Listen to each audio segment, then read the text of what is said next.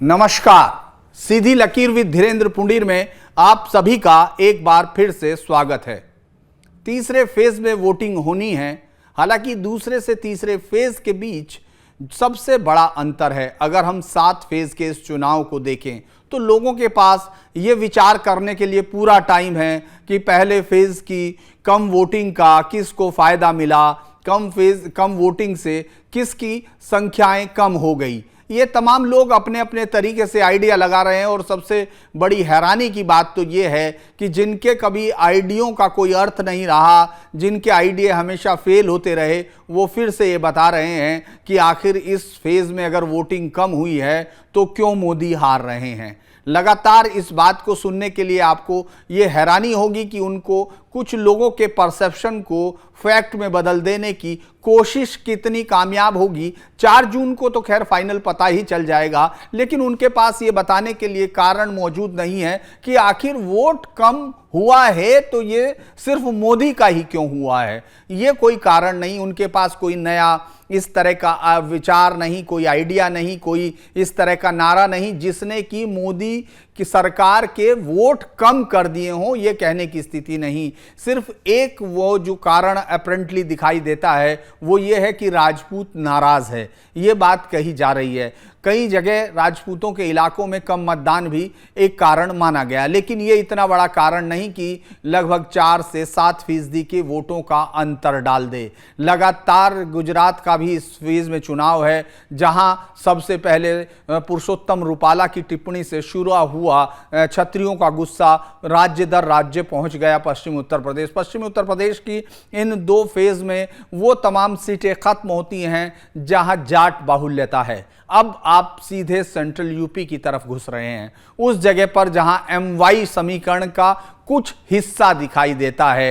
हालांकि यहां अगर आप वेस्टर्न यूपी की इन सीटों पर देख रहे थे तो यहां यादव वोट्स बहुत नगण्य है। ये जाट बेल्ट कहा जाता था, लेकिन जो फैक्ट्स अलग से दिखाए जाते हैं उसके बावजूद भी अगर यहां बाकी तमाम जातियों को देखें तो यहां यादव बिल्कुल नगण्य बैठते हैं। तो इस लिहाजा समाजवादी पार्टी अपनी पूरी चुनौती को मुस्लिम वोटों के इर्द गिर्द ही बुन रही थी। अब ये सवाल जरूर हो रहा है, मैं ऐसे कई लोगों से मिला जिनका ये कहना है कि उनको मालूम नहीं था कि उनके पास इतना वोट आएगा, यानी कांग्रेस और समाजवादी गठबंधन की बातें हो रही हैं। खासतौर से गाजियाबाद में अलग अलग हिस्सों में घूमते हुए जब लोगों से मुलाकात हुई तो उन सब ने कहा कि साहब हमको मालूम नहीं था इतना वोट आने वाला है, नहीं तो हम थोड़ा सा पैसा और थोड़ा श्रम और झोंक देते और जीत जाते। तो मैंने उनसे ये सवाल भी किया कि जब आपको यही मालूम नहीं है जो सिर्फ 5 दिन पहले था कि इसी चुनाव में आपको लोग वोट दे रहे हैं, तो आप बाकी तमाम चुनाव के बारे में किस तरह की भविष्यवाणी कर रहे हो। लेकिन ये किस तरह से है कि अगर आप इस समय एक रिक्शा वाले से भी पूछें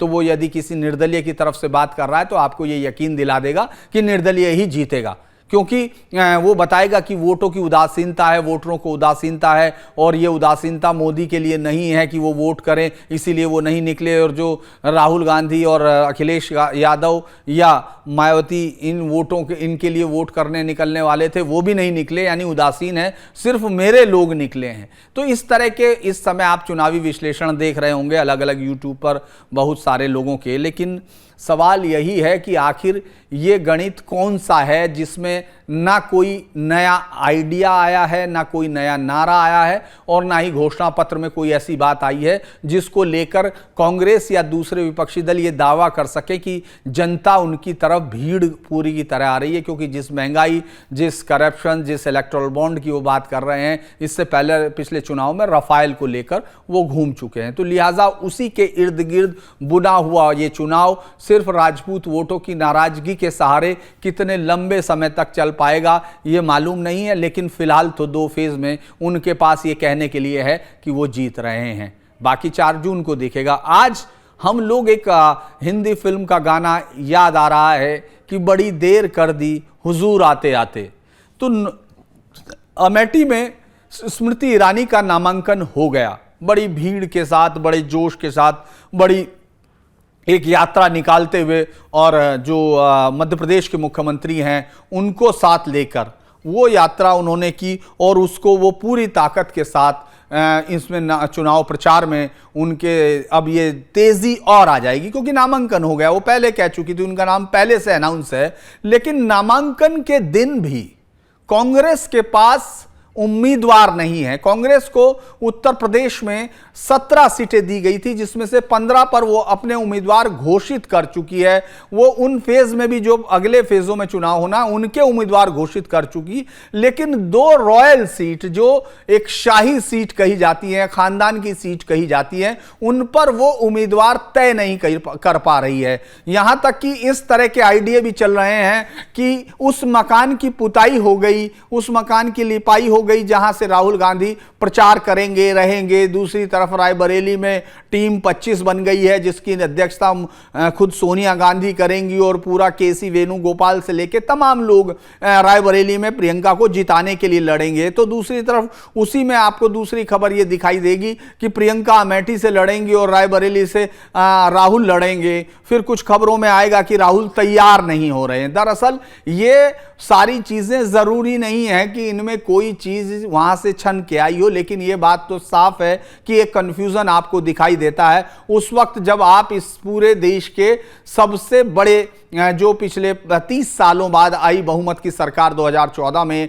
और उसके बाद 2019 में उससे ज्यादा बहुमत से आई हुई सरकार की क्लैरिटी का सामना करने के लिए आप कंफ्यूजन से उसका मुकाबला कर रहे हैं। यानी आपके पास कोई उम्मीद नहीं, लेके आपके पास कोई ये बताने के लिए नहीं कि हम आखिर चुनाव में लड़ कहां से रहे हैं, हमारे जो नेता हैं वो यहां से आके सामना करना चाहते हैं, बल्कि आप अपने वोटरों को, जो अभी भी आपके साथ खड़े होते हैं इन 2 सीटों पर, उनको कंफ्यूज कर रहे हैं। ये माना गया कि चलिए 26 तक इसलिए नहीं राहुल गांधी कर रहे हैं क्योंकि पिछली बार जो गलती की कि अमेठी में नामांकन उनका नाम हो गया, इसके बावजूद उन्होंने वायनाड से पर्चा भर दिया, तो उनको लगा कि अमेठी से हार रहे हैं और लिहाजा वो हार गए। तो इस बार कहीं ऐसा ना हो कि वायनाड से पहले अगर वो अमेठी बता दिया जाए तो फिर कहीं उनको वायनाड में दिक्कत ना हो जाए, इसलिए 26 को करेंगे। लेकिन 26 भी बीत गई, अब 26 भी बीत गई, 27 भी चली गई, 28 भी चली गई, 29, और ये इस तरह से लग रहा है कि अभी तक ये तय नहीं हो पाया, मन नहीं बना पाए कि आखिर हम और इसका स्मृति ईरानी का मुकाबला करने के लिए किस चेहरे को आगे करें, क्योंकि पूरा जोर है, पूरी ताकत है। और ये विपक्षी पार्टियों का भी एक मत है कि राहुल गांधी यहीं से चुनाव लड़े और जीत कर दिखाई दें। लेकिन सवाल यह है कि राहुल गांधी अगर यहां से लड़ते हैं और दोनों से अगर जीतते हैं, मैं फिर कह रहा हूं अगर जीतते हैं, तो फिर वो किसको रखेंगे, ये सवाल फिर बड़ा होगा। इसीलिए उन्होंने जब तक वायनाड पर वोटिंग नहीं हुई, इसका उन्होंने अमेठी का जिक्र तक अपने मुंह से नहीं लाए हैं। अब आखिर ऐसा क्या हो रहा है? अमेठी और रायबरेली जो घर की सीट मानी जाती थी, भले ही आप 2019 में राहुल गांधी वहां से हार गए हों, लेकिन इसके बावजूद वो लड़ना क्यों नहीं चाहते, वहां से वापसी क्यों नहीं करना चाहते उस राज्य से जहां से कांग्रेस को हमेशा से ऊर्जा मिलती रही, जहां से कांग्रेस के प्रधानमंत्री आते रहे। सिर्फ अगर हम उनको छोड़ देते हैं, सिर्फ उनको अपने जो नरसिम्हा राव को हम छोड़ देते हैं, तो बाकी तमाम प्रधानमंत्री आपको यहां से मिलते रहे, ज्यादातर कांग्रेस के। आखिर इसमें वजह क्या है, चलिए इस पर सीधी बातचीत करेंगे। आज मेरे साथ जुड़े हुए हैं अभय जी। आज सिर्फ अभय जी से चर्चा करनी है कि आखिर अभय जी ये कौन सा कारण है। नमस्कार अभय जी, ये आपके साथ जो है आज मैं ये जानना चाहता हूं कि एक ऐसी सीट जो वो जीतते रहे हैं, एक ऐसी सीट जो 77 से उनके लिए, मतलब शुरुआत तो 77 में ही होती है अमेठी से, लेकिन उससे पहले अगर हम लोग उसको देखते हैं, इस पर जाते हैं रायबरेली पे, तो रायबरेली से तो 1952 से रिश्ता है। आखिर आप ये रिश्ता इतना विश्वास क्यों नहीं दे पा रहा है कि आप बड़े धड़ल्ले से नाम करें और कहें कि हम आ रहे हैं, हमारी चुनौती का सामना कीजिए। जी अजय। पुनीर साहब, बिल्कुल मुझे आपका वीडियो नहीं मिल पा रहा है, तो मुझे थोड़ा सा इसके मुझे थोड़ा सा डिस्टर्बेंस हो रहा है, लेकिन मैं अपनी बात शुरू कर रहा हूँ। देखिए पुनीर साहब, ऐसा है कि बिल्कुल सही आपने कहा, लेकिन सबसे बड़ी बात है कांग्रेस पार्टी और गांधी परिवार वर्तमान राजनीतिक परिदृश्य से अपने आप को जोड़ नहीं पाए। वो लोग 1950s में या 1950s के बाद का इनिशियल जो 77 के पहले का या 2000 के पहले की राजनीति से अपने आप को कनेक्ट करके रखे रहे, और डेट इज द रीजन इतना ज्यादा ग्राउंड लेवल पे चेंजिंग आ गई है उससे वो लोग कनेक्ट नहीं कर पाए। और उसका कारण है कि आज उनको रायबरेली और अमेठी जैसी सीटों पर उनका व्यक्तिगत सीट हुआ करता था, व्यक्तिगत प्रभाव का सीट हुआ करता था। वहां से अगर कोई विपक्ष का कैंडिडेट अगर नॉमिनेशन कर रहा है तो समझा जाता था कि वह एक महज एक मतलब टोकन फाइट देने का प्रयास कर रहा है। तो वहां पर तो देने का प्रयास कर रहा है, फिर भी वहां पर आज गांधी परिवार को कांग्रेस अगर कमजोर स्थिति में है तो क्यों है? इस कारण से तो सबसे बड़ा कारण है कि ग्राउंड रियलिटी इन्होंने अपने आप को जोड़ के आपने ये नहीं किया।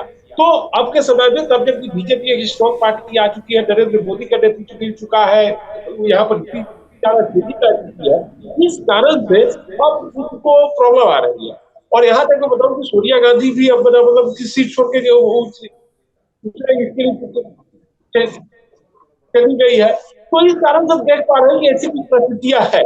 जी देखिए, मैं ये जानना चाहता हूं, अगर आप रिकॉर्ड के दायरे में जाते हैं, वहां देखते हैं, तो वो क्या क्या कहता है? अमेठी का रिकॉर्ड और रायबरेली का फिलहाल विधानसभाओं का रिकॉर्ड और इनकी ताकत का रिश्ता क्या कहलाता है? बिल्कुल पुनीर साहब, मैं बिल्कुल अभी बताऊंगा आपको। देखिए, यही है कि 2022 का जो विधानसभा का चुनाव हुआ है और कांग्रेस की जो दुर्गति हुई है पूरे राज्य के साथ साथ दोनों क्षेत्रों में हुई है, उस कारण से गांधी परिवार का विश्वास पूरी तरह हिल गया है। और इस कारण से कहीं ना कहीं अभी तक वो लोग अपना नॉमिनेशन को लेकर के, इस सीट से कैंडिडेचर को लेकर के पर्सनल है। अब अगर हम बात करें कि 2022 के विधानसभा चुनाव में अगर हम बात करें कांग्रेस पार्टी का इन सीटों पर परफॉर्मेंस, तो अमेठी में सिर्फ एक सीट है जगदीशपुर, जिस पर कांग्रेस पार्टी का जमानत बचा है। नहीं तो किसी सीट पर कांग्रेस पार्टी का जमानत तक नहीं बचा है। मैं यहां तक बताऊं कि अगर हम 2022 में अमेठी के पांचों विधानसभा सीटों पर अगर कांग्रेस पार्टी को जितना वोट पोल हुआ है, वो अगर देखें तो कांग्रेस पार्टी की जमानत जब्त हो गई है। कांग्रेस पार्टी को वह 14.28 ही वोट आया है। 2022 की मैं बात कर रहा हूँ, सिर्फ एक सीट जगदीशपुर के अलावा किसी पर जमानत नहीं बचा है। और टोटल जहां जहां जमानत बचाने के लिए 16.66% वोट चाहिए, वही कांग्रेस को 14.28% वोट आया। कांग्रेस खराब हो। तो इस कारण से कांग्रेस परिवार का, गांधी परिवार का और कांग्रेस पार्टी का पूरा विश्वास छिड़ गया हुआ है। और अभी तक वो लोग जिसको नहीं जुटा पा रहे हैं, किससे नहीं ले पा रहे हैं कि क्या स्थिति आएगी। बल्कि मुझे तो ऐसी भी खबर आई थी, मैंने कहीं एक सुना था कि राहुल गांधी अमेठी मतलब किसी और सीट पर चले जाए तो आश्चर्य की बात नहीं है। मुझे तो अभी विश्वास नहीं हो पा रहा है कि राहुल गांधी अमेठी से चुनाव लड़ेंगे। मुझे तो विश्वास ही नहीं हो पा रहा है, क्योंकि आपकी चैनल ने कुछ इससे है तो मुझे थोड़ा सोचना पड़ रहा है। लेकिन मुझे तो विश्वास अभी भी नहीं हो रहा है कि राहुल गांधी अमेठी से नॉमिनेशन करेंगे। जी पुनीर साहब। और अगर इसी तरह हम लोग रायबरेली की देखना के चाहें, बाकी पे बातचीत करने से पहले अगर आप रायबरेली का बता पाए। बिल्कुल बिल्कुल, मैं बताऊंगा। रायबरेली की स्थिति तो सर पूछिए कि इससे भी खराब है। रायबरेली में कांग्रेस पार्टी को 2022 में रायबरेली सीट पर, रायबरेली के पांचों विधानसभा सीटों पर जो टोटल वोट पड़ा, उसकी अगर हम बात करें तो रायबरेली में बेटी से भी खराब स्थिति। और 13.15 13.15% वोट कांग्रेस को आया था। लेकिन यह बात है कि कांग्रेस पार्टी का 2 सीटों पर जमानत बच गया था, बछरावा सीट पर और एक और सीट है 182 नंबर का सीट है सरेली, उस सीट पर इनका जमानत बचा था। नहीं तो किसी सीट पर कांग्रेस पार्टी का जमानत तक नहीं बचा था। और सोनिया गांधी जो राज्यसभा गई है, स्वास्थ्य कारणों से गई हो, किसी और कारण से गई हो, मैं नहीं बोल सकता। लेकिन इस रिजल्ट का भी कहीं ना कहीं एक प्रकार का भूमिका है, इसे इनकार नहीं कर सकते। और महज 13.15% कांग्रेस पार्टी को वोट आया था। अगर आप वोट के लिहाज से भी बात कर ले तो अमेठी में पांचों सीटों पर कांग्रेस को 1,42,952 वोट आया था। और रायबरेली सीट पर कांग्रेस पार्टी को 1,40,706 वोट आया था। महज समझ जाएंगे। और जीत के लिए मिनिमम 5-6 लाख वोट चाहिए। यानी अगर हम इसकी बात करते हैं, हालांकि ये बात मैं आपसे एक बात फिर कहूंगा कि 2014 में भी अगर विधानसभा हम देखते हैं तो इतनी बुरी हालत थी, लेकिन जब लोकसभा चुनाव हुआ तो वो अलग हुआ। मतलब कांग्रेस के भले ही वो अमेठी हारे हों, लेकिन वो 50,000 के अंतर से ही हारे हैं। और उसके बावजूद अगर आप गौर करेंगे तो विधानसभा में पहले भी हालत खराब थी। तो ये तो कहना पड़ेगा कि जब वो उस सीट पर आते हैं तो उनको पारंपरिक वोट मिलता है जो राज्य की विधानसभा में उनकी पार्टी के कैंडिडेट्स को नहीं मिलता है। तो ये बात तो है, लेकिन एक जो सबसे बड़ी बात है, जी आप बताना चाह रहे हैं कुछ? बिल्कुल, देखिए मैं एक बात और बता रहा हूं कि अगर अभी राहुल गांधी थोड़ा मन बना रहे हैं, आगे पिच कर रहे हैं या एक मन बना रहे हैं, तो उसका सबसे बड़ा मैं कारण देख रहा हूं कि अखिलेश यादव से गठबंधन का हो जाना इनके लिए बहुत फायदा। इनको दिख रहा है कि अखिलेश यादव से गठबंधन है तो मैं अच्छा कंटेस्ट दे सकता हूँ। क्लियरली मैं बता रहा हूँ कुलदीप साहब कि कांग्रेस पार्टी को, गांधी परिवार को, कांग्रेस पार्टी को ऐसा लग रहा है कि अखिलेश यादव से और समाजवादी पार्टी से अगर उनका गठबंधन हो गया है तो वो थोड़ा सा कंटेस्ट में है। और तब जब कि मैंने इससे बहुत ज्यादा वोट समाजवादी पार्टी को आया था, तो इस कारण से इनको ऐसा लग रहा है कि मुझे अगर इनका सपोर्ट आ गया तब तो मैं करूंगा। लेकिन अगर मायावती का भी गठबंधन रहता तब तो इनकी स्थिति काफी मजबूत होती। लेकिन मायावती से गठबंधन का नहीं होना, लेकिन अखिलेश से गठबंधन का होना थोड़ा इनको पावर दे रहा है, बल दे रहा है, लेकिन इतना बल फिर भी नहीं दे पा रहा है कि लोग नॉमिनेशन कर दे। मुझे तो अभी भी शक है जी। जिस तरह से मैंने देखा कि 2022 में, जिस तरह से 2017 में इन तमाम सीटों पर बहुत ही बुरी हालत कांग्रेस की थी, लेकिन कांग्रेस इस बार वहां अपने आप को विजेता मान रही है। इसके बहुत सारे कारण हो सकते हैं, लेकिन जो सबसे बड़ा कारण है, उनको लगता है कि जैसे वहां की जनता सिर्फ इन परिवार के साथ इन सीट पर बजाय किसी वादों के पूरा होने के या किसी काम की बजाय सिर्फ गांधी परिवार से जुड़ने के लिए वोट करती है। ये वो सबसे बड़ी ताकत है जो उनको यहाँ आने पर मजबूर कर रही है, लेकिन ज़मीनी हकीकत उनको यहाँ से दूर कर रही है। तो ये एक लड़ाई ये हो रही है, भले ही इसको स्वीकार करने में कांग्रेसी हिचकें, लेकिन ये बात सही है कि उत्तर प्रदेश में कांग्रेस के पास अगर समाजवादी पार्टी के साथ गठबंधन नहीं होता तो किसी एक सीट पर भी खड़े होने की ताकत अब दिख नहीं रही थी। लेकिन इसी जो ताकत के बूते अगर हम लोग फर्स्ट और सेकंड फेज की बात कर रहे हैं तो उसमें कांग्रेसी कह रहे हैं कि उनको जनता ने अपार समर्थन दिया है, और वो क्यों दिया है ये उनके पास नहीं है। वो कह रहे हैं कि तानाशाह है। अगर आपने पहला और दूसरा फेज स्टडी किया हो तो मैं इसलिए पूछ रहा हूं कि आपके पुराने साथी और आपके पुराने बॉस भी रहे हैं योगेंद्र यादव जी, उन्होंने बड़ा ही एक बेहतरीन विश्लेषण किया है कि वो कह रहे हैं कि साहब नहीं आप इसको ओपिनियन या एग्जिट पोल मत माने, लेकिन मैंने बात की है और मैंने देखा है कि हर 4-5 में से एक आदमी मना कर रहा है जिसने पिछली बार बीजेपी को वोट दिया था। अब जो वो आदमी उनसे मना कर रहा है हर 5 में से, वो कह रहे हैं उन्होंने सैकड़ों लोगों से भी बातचीत की। मतलब मैं एक नाम इसलिए ले रहा हूं क्योंकि उनका नाम भी जाना जाता है, क्योंकि उनको इसलिए भी अब ज़्यादातर लोग इसलिए जानते हैं कि वो अपनी जिस पार्टी से चुनाव लड़ रहे थे उसमें जमानत नहीं बचा पाए, और उस समय उन्होंने बताया था कि वो बहुत बड़े मतों से जीत रहे हैं। तो मेरे विचार से आदमी सबसे सही आकलन तो अपने बारे में ही करता है, लेकिन चलिए फिर भी हम उनके आकलन को ले लेते हैं। उन्होंने कहा है कि उन्होंने एक यात्रा की और उसमें वो सैकड़ों और हजारों से मिले और लिहाजा उनको पता चल गया है। तो आपको इस आकलन पे कितना भरोसा है? अगर आपने इन 16 सीटों का एनालाइज किया है तो वोट परसेंटेज सिर्फ बीजेपी का कम हुआ है, ये बात कह पाने की स्थिति में कोई जो सेफोलॉजिस्ट है आपको लगता है हो सकता है? पुनीर साहब बिल्कुल मैं आपको बात का जवाब दूंगा, लेकिन मैं एक बात पिछले बार अभी जो बात कर में मेरी एक बात रह गई थी, पहले मैं उसको बोल लेता हूं।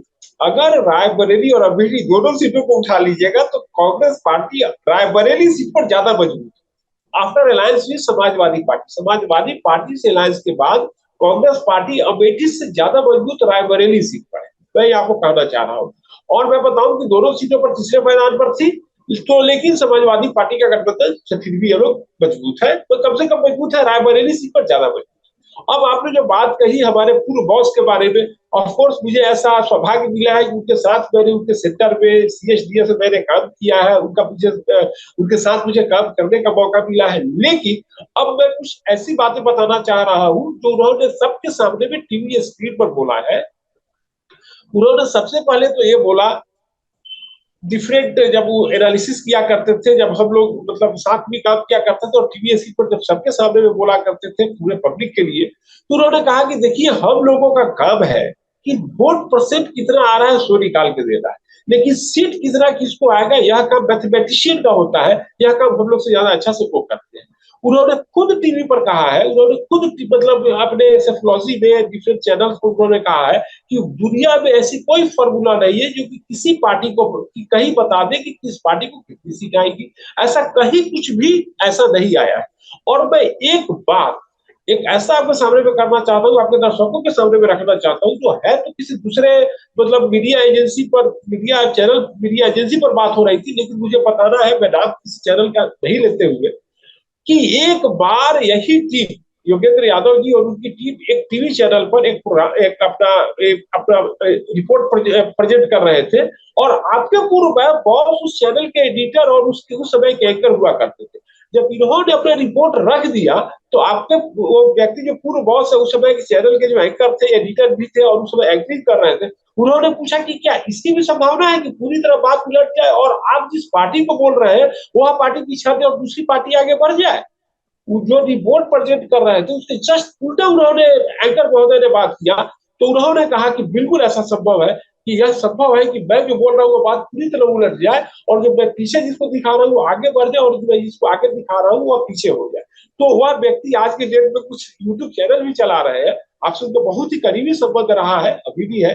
तो कहने का यह है कि इस तरह का जो अगर इस तरह का कोई दावा किया जा रहा है तो दावा एक महज एक रुझान के अगर एंगल से हम लोग देखते हैं तब तो ठीक है, लेकिन अगर हम लोग दावा के एंगल से कर रहे हैं कि नहीं भैया मैंने ऐसे बोला उन्होंने ऐसे बोला, तो भैया वो तो एक प्रकार का दिवा स्वप्न है और उस पर मैं इससे ज्यादा कुछ बोलने की स्थिति में नहीं हूँ और बोलना भी नहीं चाहिए, मतलब वो लोग इतने बड़े रेप वाले लोग हैं। लेकिन मैंने इतना जो उन्होंने सबके सामने में की, सबके सामने में सीएचडीएस के जो मतलब मैथमेटिशियन थे उन्होंने सबके सामने में टीवी चैनल पर बोला अपने रिपोर्ट के बारे में। जब एंकर महोदय ने पूछा कि क्या इसकी संभावना है कि सीट का जो आप बोले जिसको आगे वो पीछे चला जाए और पीछे वाले आगे जाए, उन्होंने बोला हाँ इसकी संभावना से भी इनकार नहीं कर सकते हैं, जो आगे दिखाया जा रहा है वो पीछे चला जाए और पीछे वाला आगे चला जाए। तो इस तरह का एग्जिट पोल ऐसा ही कुछ होता है, ओपिनियन पोल भी ऐसा ही कुछ होता है। जी कुलदीप साहब, तो आप इस जो 16 सीट के स्टडी पे आप कह सकते हैं कि क्या रहा, जिस तरह से सब लोग कह रहे हैं कि साहब मतलब सब लोगों का मतलब नहीं, एक सेक्शन ऑफ वो जो है कह रहा है कि साहब जो है पोल नीचे हो गया इसलिए बीजेपी हार रही है। आप 16 सीटों का असेसमेंट कर सकते हैं, अगर हम लोग 2 से 3% या 4% वोट नीचे ले जाते हैं अक्रॉस पार्टी, तो क्या क्या होगा उसका?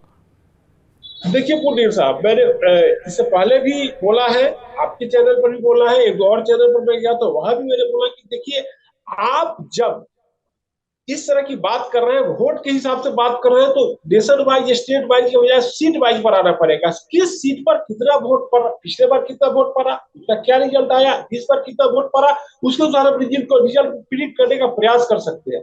तो मैं आपको पूरे इत्मीनान के साथ बता रहा हूँ और पूरे मैंने स्टडी के साथ बता रहा हूँ कि देखिए अगर मैंने जो स्टडी किया है कि 2 से 3% वोट अगर बढ़ रहा है तो लगभग 16 में लगभग 10 से 12 लगभग सीटें ऐसी है जिस पर रिजल्ट पर इसका कोई असर नहीं पड़ रहा है, क्योंकि मार्जिन इतना ज्यादा है कि अगर उतना वोट विनिंग पार्टी को कम भी आता है, अगर विनिंग पार्टी के ही माना कि वोटर के नहीं आए तभी भी विनिंग पार्टी जो भी विनिंग है, मैं ये नहीं बोल रहा हूँ कौन विनिंग है, तो भी वहां पर रिजल्ट में अंतर पड़ता नहीं दिख रहा है। और मैं बता रहा हूं कि कहीं भी आज तक वोट परसेंट बढ़ने और घटने के अनुसार जीत और हार में अंतर आ जाए ऐसा कोई इंपेरिकल फॉर्मूला नहीं है। मैं आपके सामने में रखता हूँ 1989 से लेकर के 1989 से लेकर के 2008 तक भारत में 110 विधानसभा के चुनाव हुए, जिसमें 42 ऐसे विधानसभा के चुनाव हुए जिसमें की सीट वोट परसेंट बढ़ा। 42 ऐसे विधानसभा के चुनाव हुए जिसमें वोट परसेंट बढ़ा, उसमें 28 में सरकार बदली और 14 में सरकार कंटिन्यू किया है। 2/3 केस में जरूर सरकार बदली है, लेकिन 1/3 केसेस में सरकार कंटिन्यू भी किया है। तो ऐसा कोई फॉर्मूला नहीं है, ऐसी कोई एविडेंस निकल के नहीं आती है कि बोल सके कि वोट परसेंट बढ़ गया तो ऐसा होगा, घट गया तो ऐसा होगा। मैं आपके सामने और उदाहरण प्रस्तुत करना चाहता हूँ। 2007 में गुजरात में 59% वोट हुआ और 2012 में गुजरात में जब नरेंद्र मोदी जी ये पद के लिए प्रत्याशा में थे तो 71% वोट बढ़ा, तो 71% वोट 12% का वोट बढ़ा। सारे दोनों दोनों दो फेज में इलेक्शन हुआ था गुजरात में, पहला फेज और दूसरे फेज में 7 था। पहला फेज के बाद सारे टीवी चैनल, सारे मीडिया ने रख दिया कि नरेंद्र मोदी तो हार रहे हैं, 59% वोट हुआ, अब इतना परसेंट वोट हुआ, नरेंद्र मोदी को तो बचाया नहीं जा सकता है। लेकिन क्या हुआ, नरेंद्र मोदी पहले भी थे, उसके बाद भी मुख्यमंत्री बने रहे 12% वोट बढ़ने के बावजूद। तो ऐसा कहीं कोई उदाहरण नहीं है, ऐसा कोई दावे के साथ नहीं कहा जा सकता है कि भैया वोट कम हुआ है तो सरकार जा रही है, या वोट ज्यादा हुआ तो सरकार जा रही है। मैं एक और बात बोलना चाहता हूँ कि अभी अगर वोट कम हुआ है तो ये लोग बोल रहे हैं कि इनके वोटर नहीं निकल के आ रहे हैं। अगर वोट ज्यादा पोल हुआ रहता तो क्या कहते हैं, नहीं इनके विरोधी लोग निकल के वोट कर रहे हैं। अगर वोट 5% ज्यादा, अभी जितना परसेंट वोट कम हुआ थोड़ा भी वोट ज्यादा हो जाता तो आज जो लोग यह कह के वोट बने नरेंद्र मोदी को या उसके खिलाफ की ना भैया उनकी कमजोर स्थिति है क्योंकि वोटर नहीं निकल रहे हैं, अगर ज्यादा वोट पोल हुआ रहता तो यही लोग बोलते रहते कि नहीं नहीं अरे इनकी तो ज्यादा तैयारी है क्योंकि भैया वोटर ज्यादा निकल के खिलाफ वोट पड़ना शुरू हो गया है। तो बोलने वाले लोग का काम ही है बोलना, वो लोग अपने अनुसार बोल रहे हैं। उन लोग को पहले कुछ नाम मिल गया है, प्रसिद्धि मिल गई है, उसका यूज या मिस यूज जो कहिए उसका करने का प्रयास कर रहे हैं। तो इसको तो 20 रुपए देखेंगे पुनीर साहब। देखिए, अब हम तीसरे फेज की तरफ बढ़ रहे हैं। तीसरे फेज में कर्नाटक की 14 सीटों का फैसला होना है। मध्य प्रदेश में 8 सीट है, लेकिन उसमें 9 का चुनाव होगा। बैतूल वाले जो कैंडिडेट का निधन हो गया था इक्का, तो उसको इस सीट में शामिल किया है। यूपी की 10 सीटें होंगी, जो बहुत ही इंटरेस्टिंग सीटें हैं, जहां से मध्य यूपी की तरफ हम लोग बढ़ते हुए देखेंगे, जहां ओबीसी ताकत पूरी तरह से मुजाहरा करेगी, जिसमें सिर्फ यादव ही नहीं होंगे, जिसमें कुर्मी भी होंगे, जिसमें लोध भी होंगे, जिसमें तमाम मौर्य और वो लोगों की एक वोट की ताकत हमको इस दूसरे फेज में दिखाई देगी। लेकिन साथ ही साथ तीसरे फेज में, माफ कीजिएगा, और साथ ही साथ इसमें मुस्लिम वोटर्स भी कहीं कहीं बहुत ज़्यादा होंगे, क्योंकि जो वेस्टर्न यूपी का जो दौर एरिया निकलता है उसमें तो 32% से 52 तक मुस्लिम वोटर्स है। अब यहाँ से मुस्लिम वोटर्स नीचे आना शुरू होता है, फिर जो जाके ईस्टर्न यूपी में फिर लास्ट फेज में थोड़ा बढ़ेगा। लेकिन अगर आपने इन सीटों को अगर गौर किया हो, जैसे अब कर्नाटक का मामला है, कर्नाटक में बीजेपी जहाँ जा सकती थी वहाँ गई हुई है ना। तो आपको क्या लग रहा है कि जो इस समय हम लोग देख रहे हैं, प्रधानमंत्री मंगलसूत्र पर बात कर रहे हैं, फिर डिस्ट्रीब्यूशन ऑफ एसेट्स कर रहे हैं, फिर इंफ्रा वो जो इसमें कहा गया कि इनहेरिटेंस टैक्स होगा, उन तमाम चीज़ों पर, तो आपको क्या लगता है कि प्रधानमंत्री मोदी का एक नैरेटिव था जो उन्होंने सबसे पहले दिया 400 पार, तो लोग अभी उस पर लड़ रहे हैं कि ये 400 पार नहीं हो रहे, ये 400 ये नहीं कर रहे हैं, और जबकि असली लड़ाई सिर्फ 272 की है। और अभी जब इन तमाम चीज़ों पर बात हो रही है कि साहब आप ये जो नैरेटिव गढ़े जा रहे हैं कि मुस्लिम्स को ये नहीं मिलेगा, ये सब चीज़ें मुस्लिम्स की वजह से ये होगा कि जो ज़्यादा बच्चे पैदा करने वाले उनको दे दिया जाएगा, आपको लगता है ये एक सोची समझी रणनीति है या वोट परसेंटेज बढ़ाने के लिए अनायास की गई जो है कोशिश है मोदी की पार्टी की? देखिए पुनीर साहब, नरेंद्र मोदी पीएम है तो पॉलिटिशियन भी है, और कोई साधु तो है नहीं कि जाकर के भैया ऐसी बात करेंगे। जब पॉलिटिशियन जब जाएगा चुनावी मैदान में चुनाव प्रचार करने, तो अपने प्रचार की बात, अपनी मजबूती, दूसरे की कमजोरी, या हम कैसे मजबूत करेंगे, हम कैसे जनता का हित करेंगे, अपने कंस्टिट्यूएंसी को सर्व करेंगे, तो वो तो तय बात है। अगर मैं बता रहा हूँ कि इवन की कोई बहुत बड़ा पुजारी है, लेकिन अगर आर्मी में जाता है तो उसका काम है कि जाकर के दुश्मन को मारना है, वहां ये नहीं देखेगा कि बहुत पुजारी और सामने वाले को नहीं मारना है, वो अपना जो उसका जो धर्म है वही निभाएगा। तो नरेंद्र मोदी एक राजनीतिक है, तो अपने राजनीतिक होने का धर्म निभा रहे हैं, और जाहिर सी बात है कि वो ऐसी बातें बोलेंगे जिसको कंस्टिट्यूएंसी कैटर करे, और जिससे उनका वोट परसेंट बढ़े, या उनका ओपोनेंट है उसको कैसे कमजोर करने का प्रयास करे। तो उनका धर्म है जो अपना धर्म निभा रहे हैं। अगर आपने कर्नाटका की बात की, तो कर्नाटका में एनडीए, देखिए सीट कितनी आएगी, 1-2 सीट बढ़ सकती है, घट सकती है, वो तो एक प्रकार का उस वक्त के अनुसार डिपेंड करता है। जैसे आपके उत्तर प्रदेश में 2019 में बीजेपी का वोट परसेंट इंक्रीज हुआ, लेकिन सीटें घट गई। क्यों घटी? अलायंस हो गया, तरह तरह की बातें हो गई, तो वोट परसेंट बढ़ा लेकिन सीटें घट। तो वोट परसेंट बढ़ने का ऐसा नहीं है कि सीटें भी बढ़ जाएगी, वो परिस्थिति के अनुसार होता है।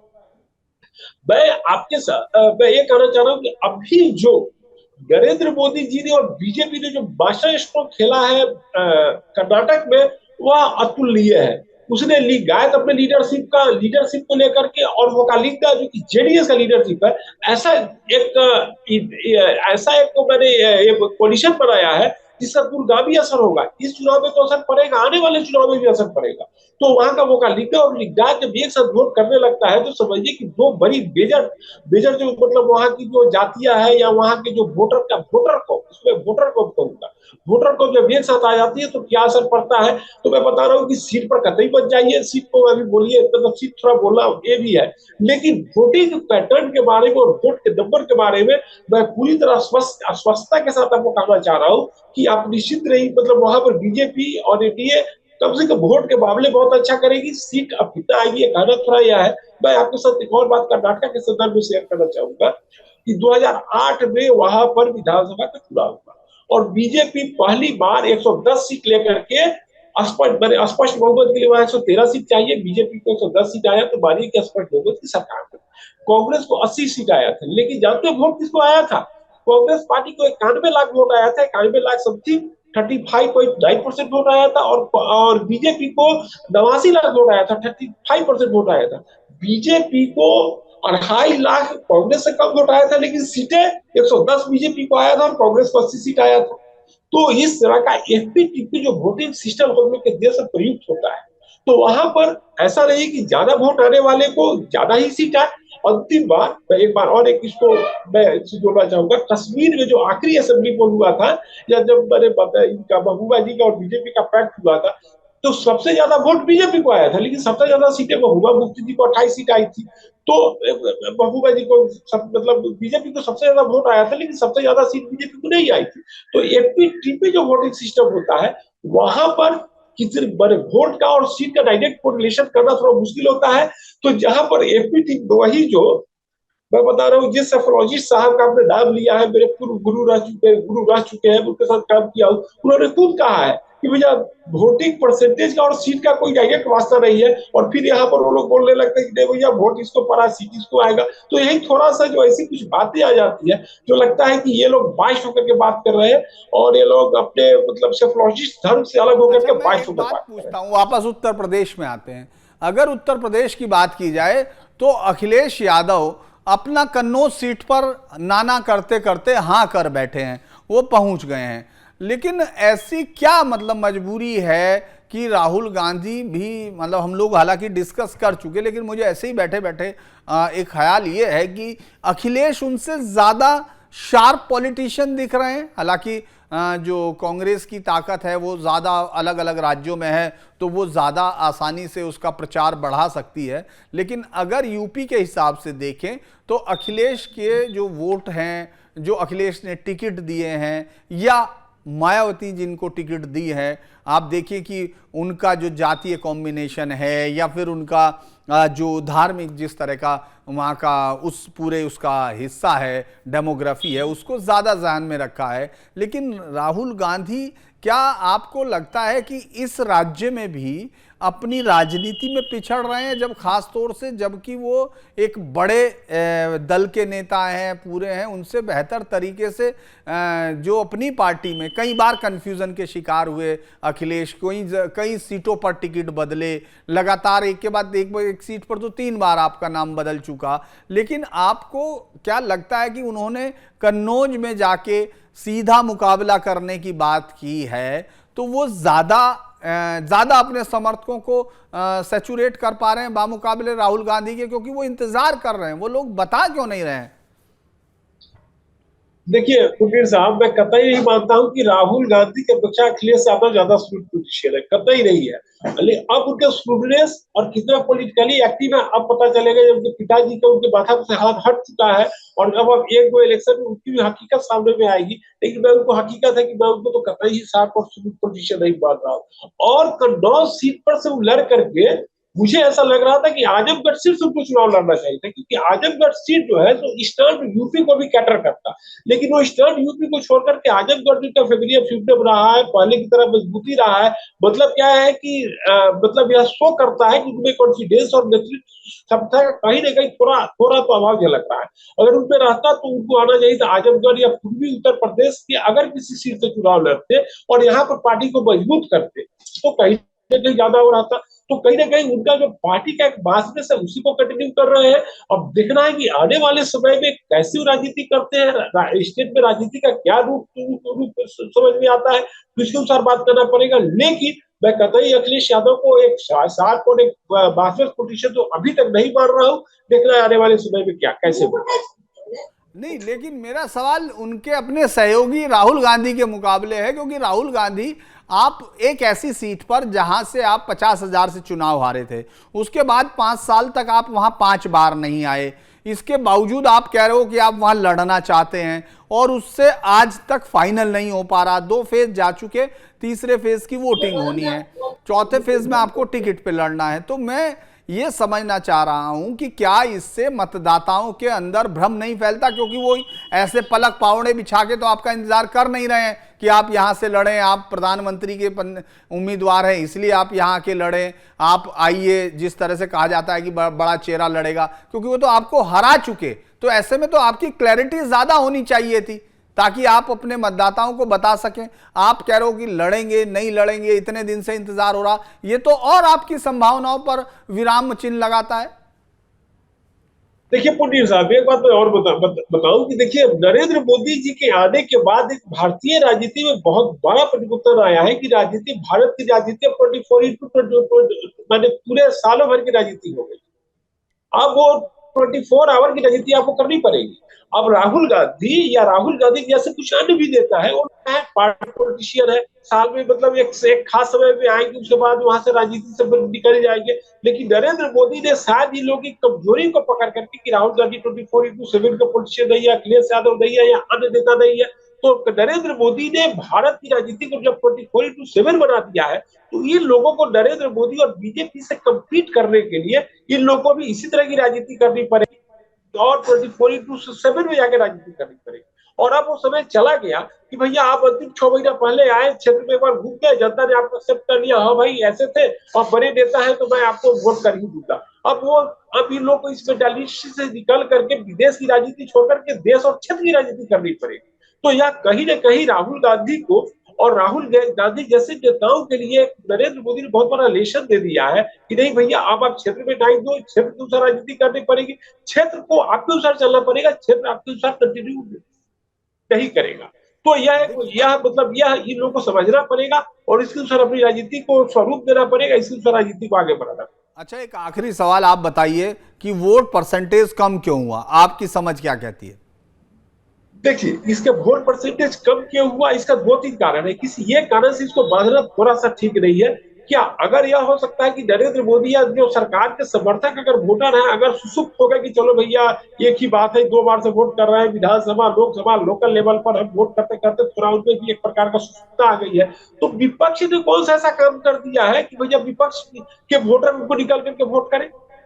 और मैं एक बात और बताऊं कि अगर आप बिहार में मुस्लिम, बिहार क्योंकि मैं बिहार का हूं या इस कारण अगर मैं बता रहा हूं आपको कि अगर आप किशनगंज कटिहार जो कि मुस्लिम बहुल लोकसभा की सीटें हैं, वहां जो भी वोट पोल हुआ है पिछले बार की अपेक्षा 5 से 7% वोट कम पोल हुआ है, जबकि वो सीट मुस्लिम बहुल सीट।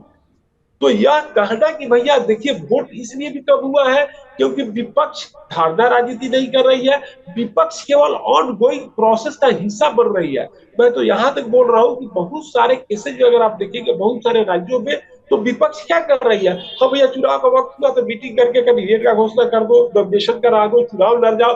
वो चुनाव वर्चुअली लड़ नहीं रही है, ऑन गोइंग प्रोसेस का हिस्सा बन रही है।